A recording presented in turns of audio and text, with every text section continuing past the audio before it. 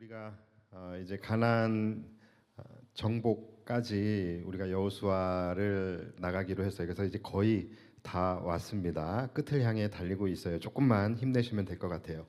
자, 우리가 이쯤에서 지금까지의 전쟁 상황을 한번 조금 정리를 하고 넘어가면 좋을 것 같아요.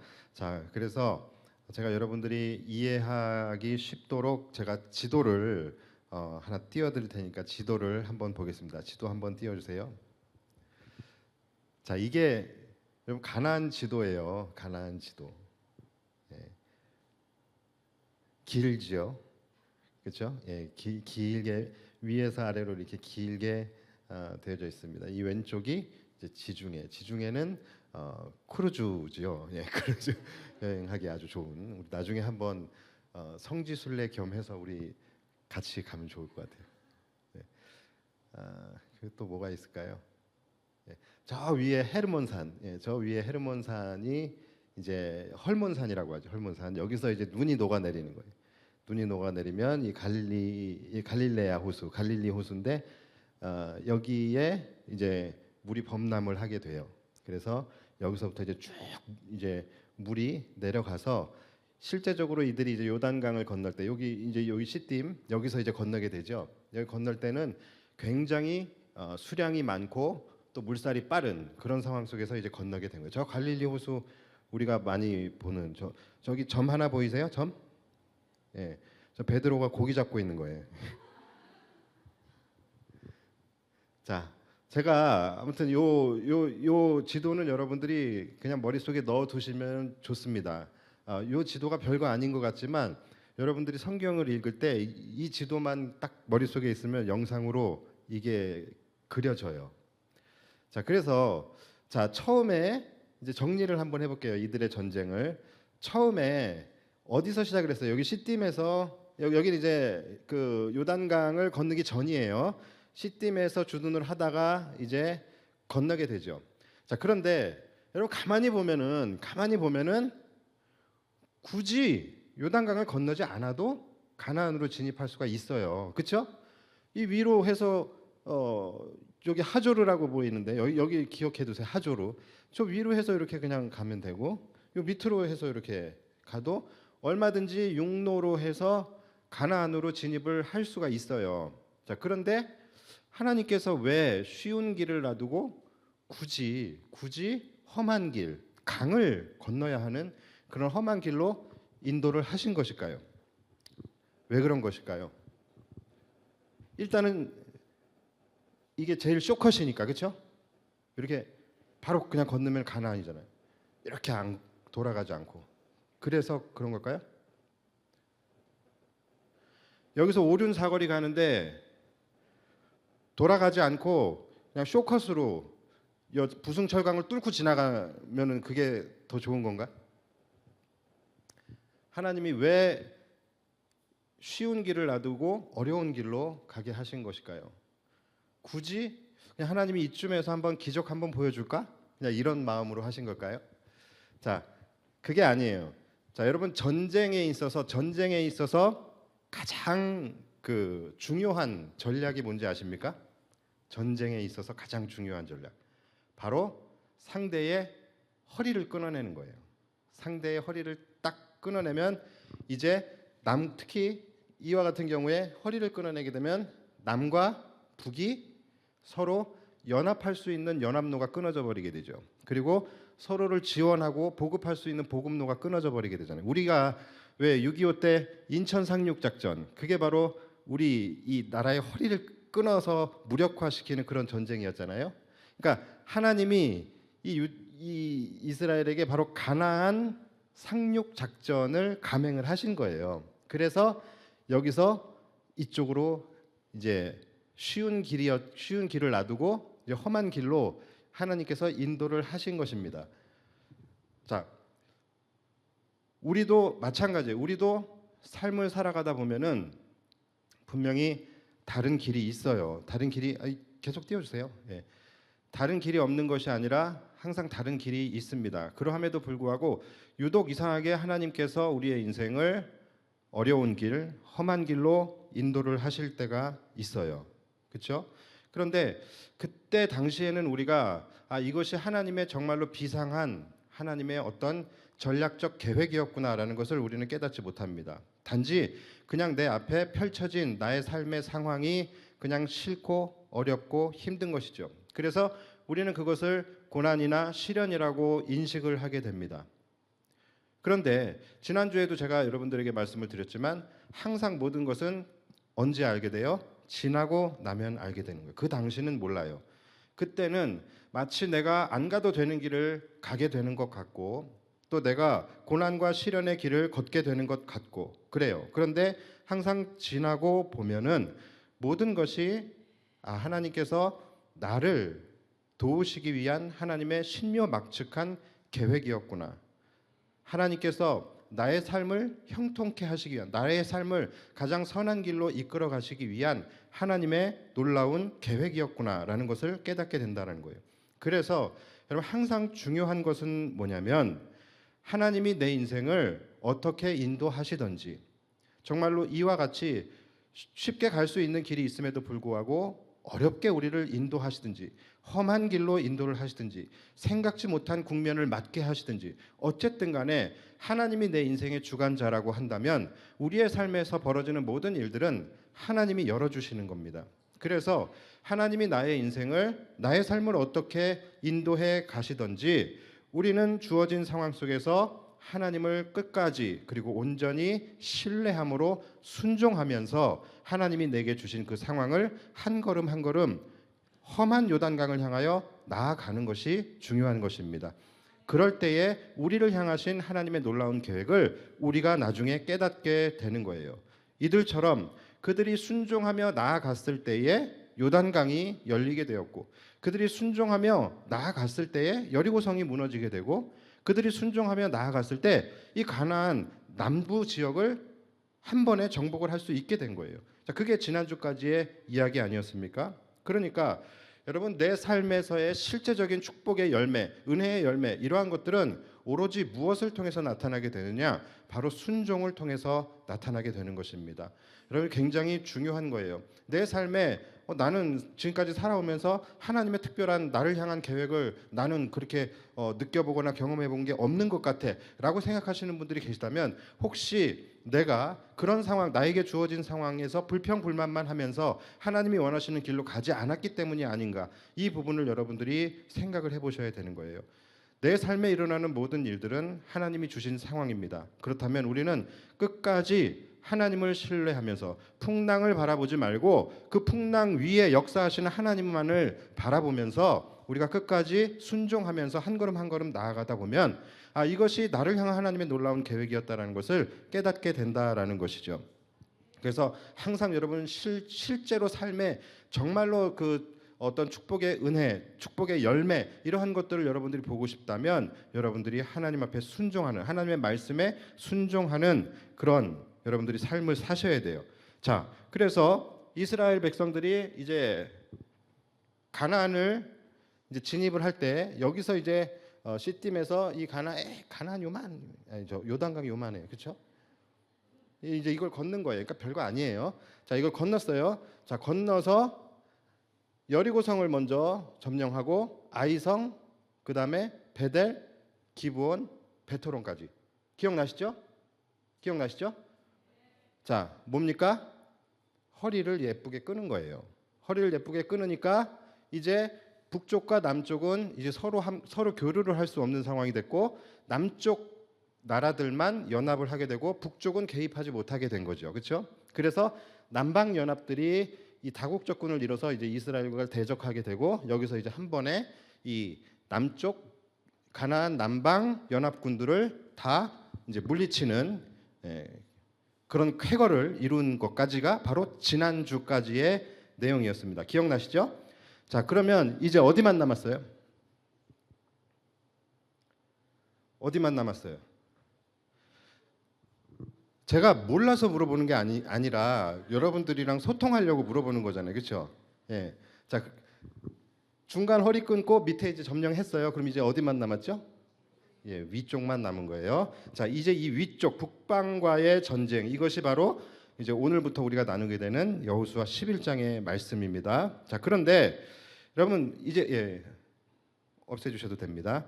자, 그런데 이 북방 연합, 이 북방에 있는 이 성읍들은요, 남방에 있는 성읍들과는 클래스가 달라요. 이들은 보통 강한 민족이 아니에요.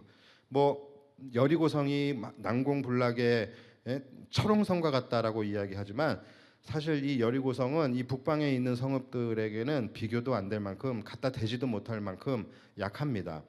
이 특히 아까 제가 여러분들에게 저기 기억해 놓으라고 하신 말씀드렸던 그 하조르라는 거, 거기가 바로 하솔이라는, 성경에는 하솔이라고 나오는 성읍이에요. 근데 이 하솔이라는 성읍이 있는데 이 성읍이 크기가 어느 정도냐면 여리고성의 약 25배 정도가 됩니다. 엄청나게 커요. 그리고 이 하솔이라는 그 지역을 쫙 성벽이 감싸고 있어요. 왜냐하면 이 북방 아람 민족들이 쳐들어오지 못하도록 거기다가 마치 만리장성 같은 그런 성벽을 이제 쌓게 되는데 그 성벽의 길이가 800km 정도가 된다고 해요. 그러니까 엄청난 거예요. 그러니까 이 성 하나 자체가 그렇다라는 거예요. 그러니까 여러분 이 북방에 있는 그 성읍들이 함께 이제 연합을 하게 된다라고 하면은 이것은 이스라엘에게는 굉장히 불리한 상황이 될 수밖에 없는 그런 상황입니다. 자, 그런데 안타깝게도 11장 1절부터 무슨 기사가 나오냐면 이들이 함께 연합을 하는 기사가 나오게 됩니다. 자, 1절 보시면 하솔 왕 야빈이, 이 하솔이라는 성읍의 왕 이름이 야빈이에요. 아까 말씀드린 그 여리고보다 25배나 큰 그 곳이에요. 이 하솔 왕 야빈이 누구냐면은 이 북방 지역 총연합회의 총회장이에요. 그러니까 거기에 우두머리라는 거죠. 그러니까 이제 이 사람이 가만히 지금 이 이스라엘 백성들의 소식을 듣고서 이제 북방에 있는 모든 성읍들을 소집을 하게 된 거예요. 자, 이어서 이 소식을 듣고 마돈 왕 요박과 시므론 왕과 악삽 왕과 및 북쪽의 산지와 긴네롯 남쪽 아라바와 평지와 서쪽 돌의 높은 곳에 있는 왕들과 동쪽과 서쪽의 가나안 족속과 아모리 족속과 헷 족속과 브리스 족속과 산지의 여부스 족속과 미스바 땅 헤르몬산 아래 히위 족속에게 사람을 보내니. 자, 여기까지만 들어도 숨이 턱 막혀버리죠. 그렇죠? 너무너무 무시무시한 그런 지금 연합체가 구성이 되고 있는 거예요. 지금 이 하솔 왕 야빈, 이 사람이 아주 이를 갈고 지금 작심하며 지금 최소 지금 15개 이상의 성읍들을 지금 한데 모아서 가장 강력한 연합군을 지금 조직을 하게 된 것입니다. 이들의 규모가 얼마나 어마어마했냐면 4절에 나와요. 4절. 자, 그들이 그 모든 군대를 거느리고 나왔으니 백성이 많아 해변에 수많은 모래 같고 말과 병거도 심히 많았으며 이 왕들이 모두 모여 나와서 이스라엘과 싸우려고 메론 물가에 함께 진쳤더라. 자, 그러니까 아주 그냥 벌써부터 오금이 저리죠. 그렇죠? 그러니까 이들이 얼마나 많다고요? 해변에 모래알만큼, 모래수만큼 지금 수가 많대요. 자, 그리고 더 두려운 건 뭐냐면 이들에게 뭐가 있어요? 말과 병거까지 심히 많았대요. 그냥 많은 것도 아니고 심히 많았대요. 그러니까 지금 말과 병거, 이것은 이스라엘 백성들이, 이스라엘 군대가 단 한 번도 보지도 못하고 경험해 보지도 못한 병기들이에요. 우리가 총균세라는 책 유명하죠. 이 책에 보면은 이 아타우알파의 잉카 제국이 멸망하게 되는 그 역사의 이야기가 나오는데 이 잉카 제국이 뭐 때문에 멸망하냐면 피사로라는 사람이, 이 사람 사업가예요. 이 피사로가 이끄는 168명의 기병들로 인해서 한 나라의 제국이 무너져 버리게 돼요. 근데 왜 이들이 무너지게 됐냐면 이 잉카 제국의 원주민들이 말을 보고 나가 자빠진 거예요. 말이라는 거를 그들이 처음 봤는데 이 말이 어떤 갑옷을 입고 있고 또 그것을 타고 있는 그 기병들의 모습에서부터 이 뿜어져 나오는 이 포스와 이 위압감, 여기에 이 사람들이 완전히 압도가 돼 버린 거예요. 그래서 전의를 상실해 버리고 그냥 힘없이 이 168명에게 이 한 제국이 무너져 버리게 되는 그런 사건이 있었어요. 그러니까 이 말이라는 것이 그렇습니다. 굉장히 위협적인 거예요. 그러니까 이스라엘 백성들도 사실은 다른 상황이 아닌 거예요. 이스라엘 백성들이 여러분 지금 뭡니까? 출애굽 2세대예요. 2세대. 그렇죠?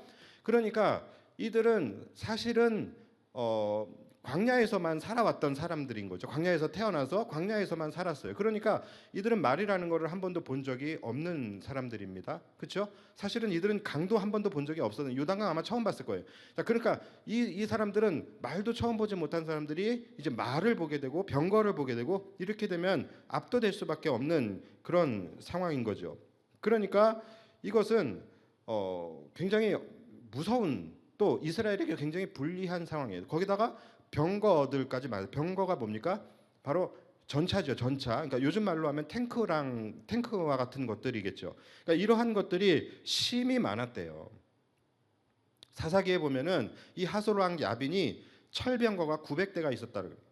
그러니까 이거는 게임이 안 되는 겁니다. 이 소식을 들은 여호수아가 얼마나 두려웠겠습니까? 그렇죠? 아무리 믿음이 있다 하는 여호수아라 할지라도 이 현실을 맞닥뜨리게 되면 이러한 현실을 맞닥뜨리게 되면 두려울 수밖에 없는 것이죠. 자, 그때에 이제 하나님께서 여호수아에게 말씀을 하십니다. 자, 그런데 우리는 지금 이 말씀이 가장 중요한 거예요. 그렇죠?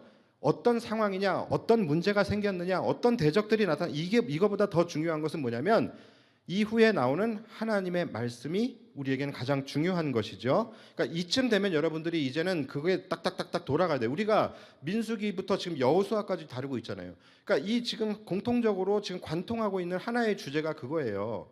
하나님의 말씀 그리고 그 말씀의 순종 이겁니다.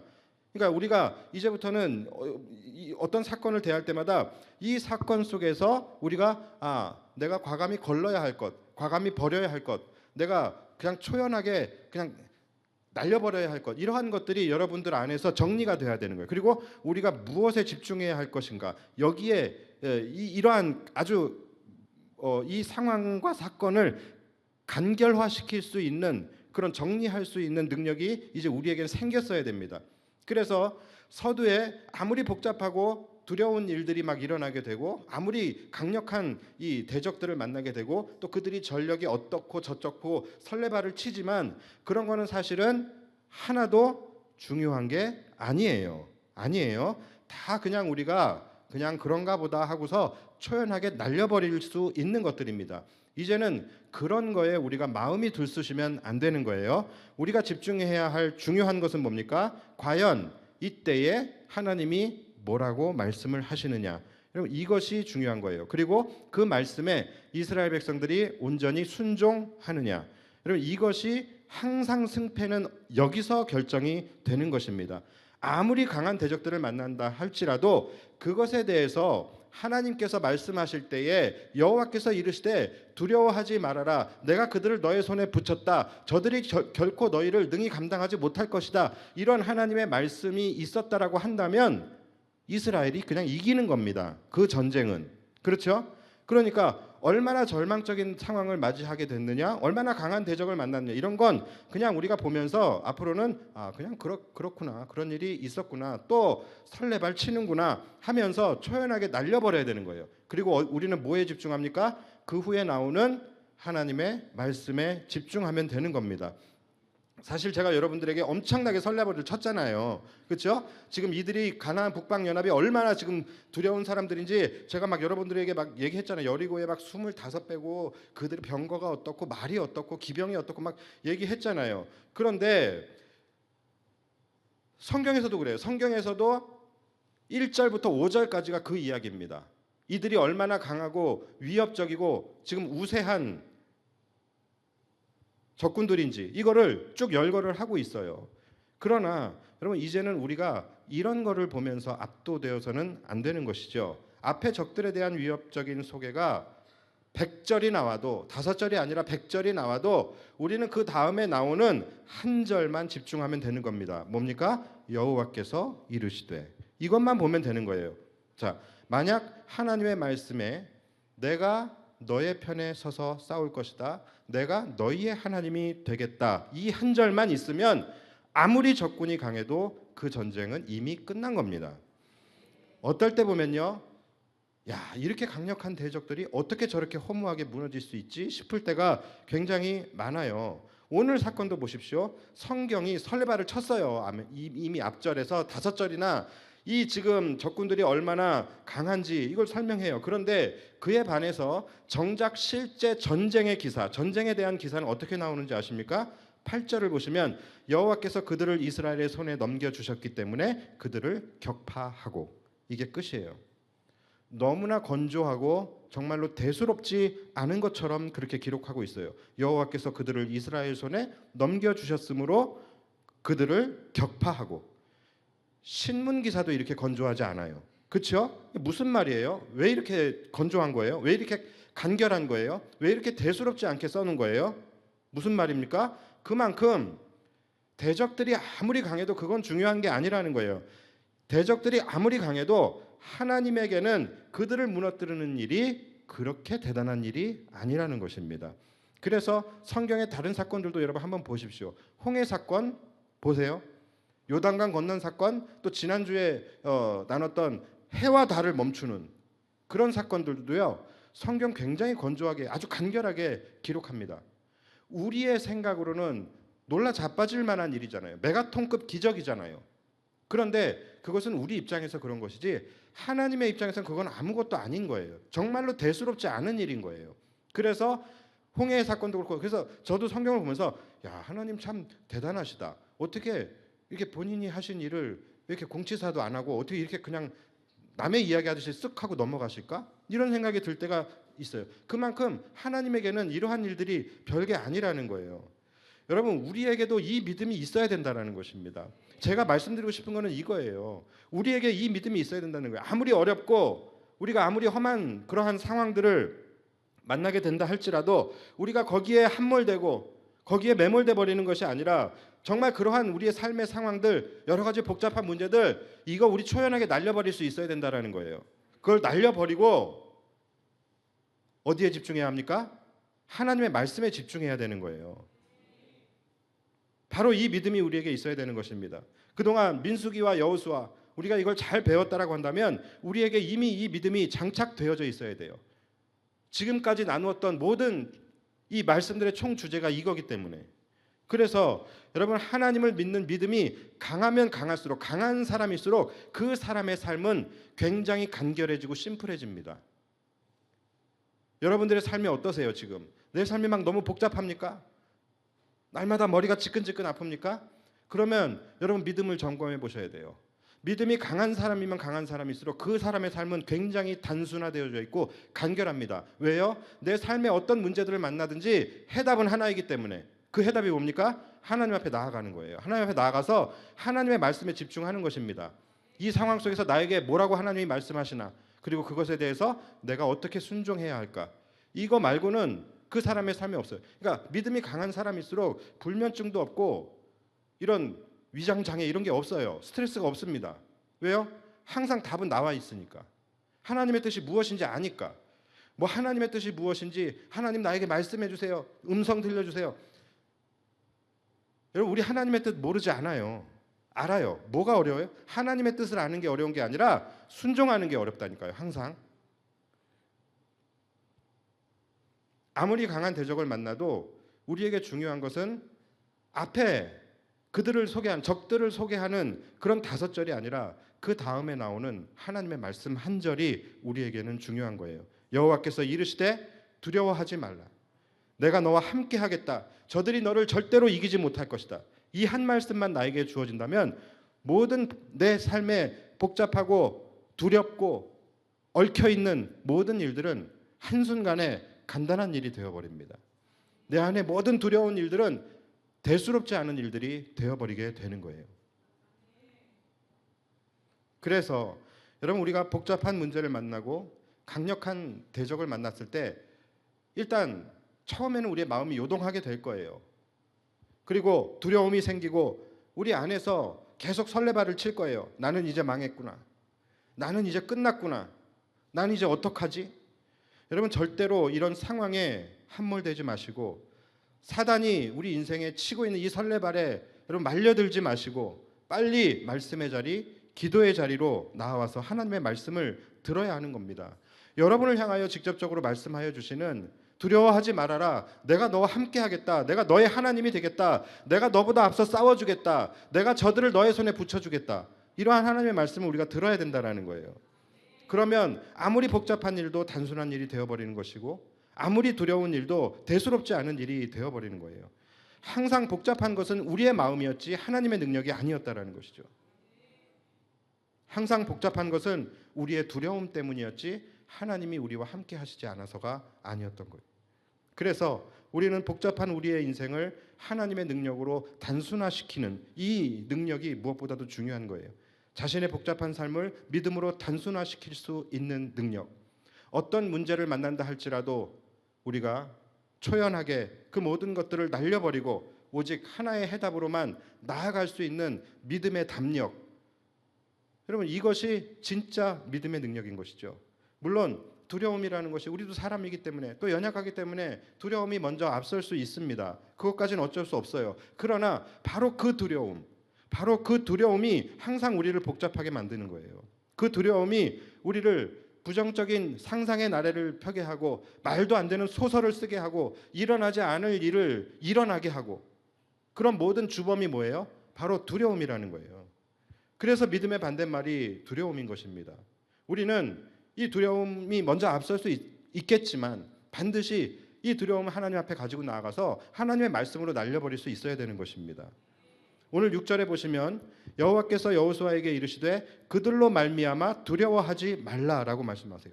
왜 하나님께서 지금 맥락 없이 여호수아에게 두려워하지 말라고 말씀을 하셨을까요?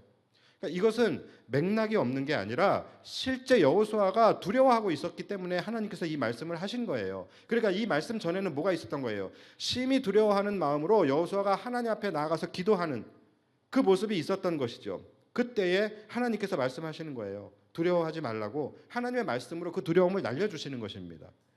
여러분, 내 안에 두려움이 엄습할 때는 빨리 하나님 앞에 나오셔야 돼요. 그래서 하나님의 이 말씀으로 이 여호수아처럼 이 말씀을 들으셔야 되는 거예요. 두려움을 해결하지 못하면 여러분들의 삶은, 우리의 삶 불행해질 수밖에 없는 것입니다. 항상 우리로 하여금 잘못된 선택을 하게 하는 것이 두려움인 거예요. 두려움을 해결하지 못하면 우리의 인생은 계속해서 복잡해지고 나를 더 조급하게 만들고 결국은 이 두려움에 의해서 잘못된 선택을 하게 되는 거예요. 우리가 화재 현장이 보시면 막 뭐 호텔이나 막 이런 데 막 불이 나면은 사람들이 이 두려움에 압도돼 가지고서 두려움을 이기지 못하고서 그냥 막 창문에서 뚝뚝 떨어져 내리잖아요. 화재 현장에 있어 보셨어요? 저는 예전에 한번 화재의 건물 안에 있었던 적이 있어요. 그런데 생각보다 굉장히 공포스러워요. 이게 막 그 연기가 막 올라오는데 지하에서 불이 나가지고서 이제 올라오는데 저는 2층에 있었고 한 층만 내려가면 밖으로 나가는 건데 그 한 층을 못 내려가겠더라고요. 그리고 내려가면서도 내가 지금 내려가고 있는 건지 올라가고 있는 건지를 잘 모르겠더라고요. 그만큼 굉장히 이 두려움이 엄습하고서 나를 확 사로잡아 버리게 되면 모든 지각 능력이 떨어져 버리게 됩니다. 그러니까 떨어지는 거예요. 우리는 왜 떨어질까 이런 생각하잖아요. 근데 그들은 이미 지각 능력을 잃어버렸기 때문에 이 두려움에 사로잡혀서 떨어져 버리게 되는 거예요. 여러분, 우리가 어려운 일을 만났을 때, 복잡한 일을 만났을 때, 강한 대적을 만났을 때 이 하나님의 구조, 하나님의 응답을 기다리지 못하고 바로 세상의 손을 붙잡아 버리는 거. 그리고 그게 떨어지는 겁니다. 그게 떨어지는 거예요. 그게 뛰어내리는 거예요. 여러분, 살기 위해서는 어떻게 해야 합니까? 화재 현장에서 살기 위해서 어떻게 해야 돼요? 첫 번째는 구조의 손길을 기다려야 되는 거예요. 기다려야 되는 거예요. 그리고 두 번째는 구조대의 지시에 충실히 따라야지만 살 수 있는 거예요. 거기서 기다려라고 하면 거기서 기다려야 되는 것이고, 기어서 복도로 나가라고 하면 기어서 복도로 나가야 되는 거예요. 뭡니까? 순종인 거예요. 마찬가지예요. 우리의 삶에서 어려움과 고난과 시련이라는 걸 우리가 만나게 되었을 때 우리가 살기 위해서는, 여기서 빠져나가기 위해서는 어떻게 해야 합니까? 첫 번째는 기다려야 되는 거예요. 우리의 구조대, 우리의 구원자가 되시는 하나님의 말씀을 기다려야 된다는 거예요. 그리고 두 번째는 뭡니까? 하나님의 그 말씀에 온전히 순종해야 되는 거예요. 그럴 때에 우리는 살 수 있게 되는 것입니다. 절대로 두렵다고 내가 먼저 판단하고 뛰어내려서는 안 되는 거예요. 우리는 항상 그러잖아요. 두려워지고 내 마음이 조급해지고 안절부절 못하는 상황이 되면은 우리는 하나님을 기다리지 못하고 세상의 손을 잡아버립니다. 나를 도울 수 있는 사람의 손을 잡아버립니다. 여러분, 그게 뛰어내리는 거예요. 여러분, 우리가 살고 죽고 우리가 흥하고 망하고 우리가 이기고 지고의 모든 인생의 승패는 바로 여기서 결정이 나는 것입니다. 끝까지 하나님의 구조를, 하나님의 응답을 기다리면서 주님의 음성을 기다리는 것, 그리고 그 음성에, 그 말씀에, 내게 주시는 그 말씀에 내가 순종하는 것, 여기서 승패가 결정이 되는 거예요. 오늘 본문 6절을 다시 보시면 여호수아가 두려움 가운데 주님께 기도하면서 주님의 말씀을 기다렸고 주님께서 여호수아에게 응답을 해주셨어요. 여호와께서 여호수아에게 이르시되 그들로 말미암아 두려워하지 말라. 내일 이맘때에 내가 그들을 이스라엘 앞에 넘겨주어 몰살시키리니 너는 그들의 말 뒷발에 힘줄을 끊고 그들의 병거를 불사르라 하시니라. 자, 첫 번째 뭐가 나왔어요? 구조의 선언이 나왔어요. 그렇죠? 내가 너를 이기게 할 거야. 내가 너를 건져낼 거야. 그러니까 두려워하지 마. 내일 이맘때 내가 너의 손에 그들을 붙일 거고 내가 그들을 몰살시킬 거야 라고 구조의 선언을 먼저 말씀을 하셨어요. 그 다음이 뭡니까? 지시사항이 나오는 거예요. 지시사항. 그 지시사항이 뭡니까? 너희는 그들의 말 뒷발에 힘줄을 끊고 그들의 병거를 불사르라 하시니라. 자, 뭡니까? 말씀과 순종인 거예요. 이들이 이것을 이제 어떻게 순종하게 되며 또 이들이 순종하는 것이 얼마나 어려운 일이었는지 여기에 대해서는 다음 시간에 이어서 말씀을 좀 나누기로 하고요. 오늘은 말씀을 이제 여기서 정리를 하겠습니다. 제가 아주 잘하죠 요즘에. 이제 조금 적응을 했어요. 자, 여러분의 삶에서 복잡한 일들 항상 만나죠. 이러한 일들을 만났을 때 어디서부터 어떻게 풀어야 할지 모르는 그런 산적한 문제들이 우리의 삶을 짓누르게 된 그런 경우들, 또 내가 도저히 이길 수 없을 것 같은 그런 삶의 강적들, 대적들을 만나게 되었을 때, 또는 내가 해결할 수 없는 그런 고난의 상황을 만났을 때, 또는 내가 감당해낼 수 없는 시련의 상황들을 우리는 만나게 됩니다.